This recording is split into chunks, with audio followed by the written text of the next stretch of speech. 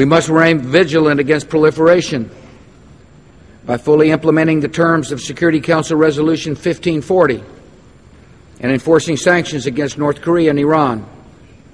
We must not relent until our people are safe from this threat to civilization. To uphold the Charter's promise of peace and security in the 21st century, we must also confront the ideology of the terrorists. At its core, the struggle against extremists is a battle of ideas. Terrorists envision a world in which religious freedom is denied, women are oppressed, and all dissent is crushed. The nations of this chamber must present a more hopeful alternative, a vision where people can speak freely and worship as they choose and pursue their dreams in liberty. Advancing this vision of freedom serves our highest ideals as expressed in the UN's Charter's commitment to the dignity and worth of the human person. Advancing this vision also serves our security interests. History shows that when citizens have a voice in choosing their own leaders, they are less likely to search for meaning in radical ideologies. And when governments respect the rights of their people, they're more likely to respect the rights of their neighbors. For all these reasons, the nations of this body must challenge tyranny as vigorously as we challenge terror. Some question whether people in certain parts of the world actually desire freedom. This self-serving condescension has been disproved before our eyes. From the voting booths of Afghanistan, Iraq, and Liberia, to the Orange Revolution in Ukraine and the Rose Revolution in Georgia, to the Cedar Revolution in Lebanon and the Tulip Revolution in Kyrgyzstan, we have seen people consistently make the courageous decision to demand their liberty. For all the suggestions to the contrary, the truth is that whenever or wherever people are given the choice, they choose freedom. Nations in this chamber have supported the efforts of dissidents and reformers and civil society advocates and newly free societies throughout the new United Nations Democracy Fund. And we appreciate those efforts. And as young democracies around the world continue to make brave stands for liberty, multilateral organizations like the United Nations must continue to stand with them.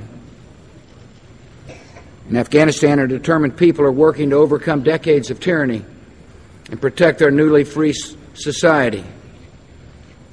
They have strong support from all 26 nations of the NATO alliance. I appreciate the United Nations decision this week to renew the mandate for the International Security Assistance Force in Afghanistan.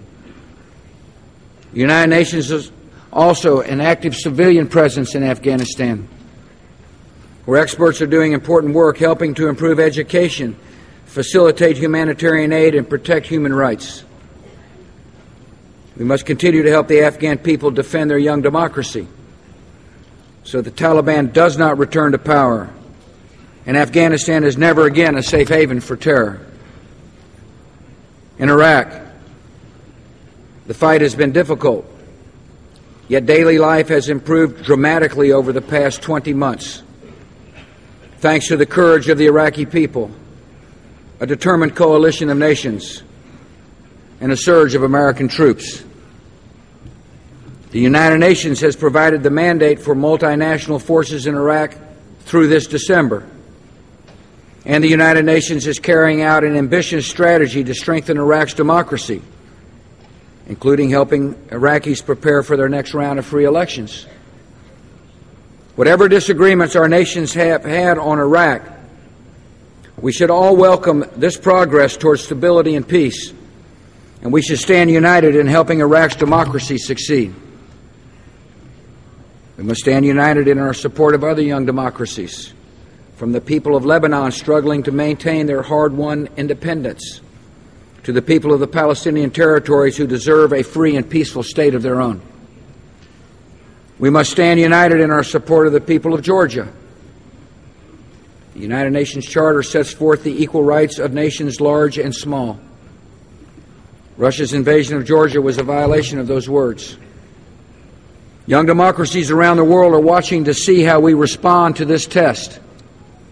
The United States has worked with allies in multilateral institutions like the European Union and NATO, to uphold Georgia's territorial integrity and provide humanitarian relief. And our nations will continue to support Georgia's democracy. In this chamber are representatives of Georgia and Ukraine and Lebanon and Afghanistan and Liberia and Iraq and other brave young democracies. We admire your courage. We honor your sacrifices. We thank you for your inspiring example. We will continue to stand with all who stand for freedom. This noble goal is worthy of the United Nations, and it should have the support of every member in this assembly.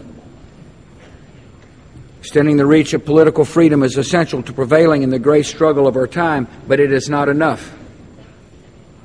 Many in this chamber have answered the call to help their brothers and sisters in need by working to alleviate hopelessness. These efforts to improve the human condition honor the highest ideals of this institution. They also advance our security interests. The extremists find their most fertile recruiting grounds in societies trapped in chaos and despair, places where people see no prospect of a better life. In the shadows of hopelessness, radicalism thrives. And eventually that radicalism can boil over into violence and cross borders and take innocent lives across the world. Overcoming hopelessness requires addressing its causes: poverty, disease, and ignorance. Challenging these conditions is in the interest of every nation in this chamber. And democracies are particularly well positioned to carry out this work because we have experience responding to the needs of our own people. We're natural partners in helping other nations respond to the needs of theirs.